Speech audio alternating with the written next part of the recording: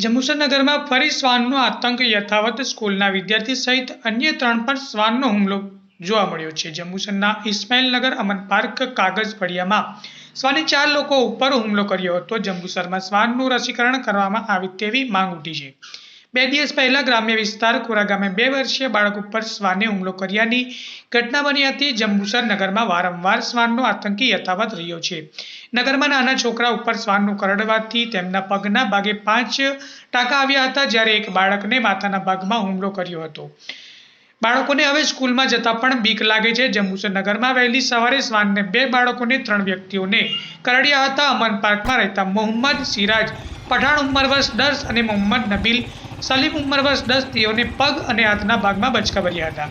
તેમજ મુખ્તિયાર શેખ ઉંમર 45 વર્ષ રહે કસ્બા, યાસ્મીન શેખ 52 વર્ષ રહે કાગઝ ફળિયા, તેઓ પણ શ્વાનના આતંકના ભોગ બન્યા હતા. નગરમાં શ્વાનના ટોળે ફરે છે. વહેલી તકે શ્વાનને પકડવા સોસાયટીના રહીશોની માંગ છે અને નગરપાલિકા જે તે અધિકારી વહેલી તકે શ્વાનને પકડી પિંજરામાં પૂરે એવી લોક માંગ ઉઠવા પામી છે. Reporter DN Vaghela, Jambusar.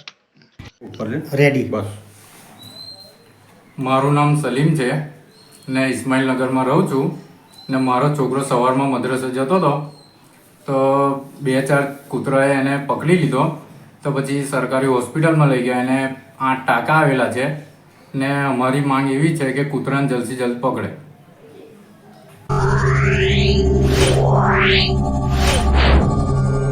Yeah.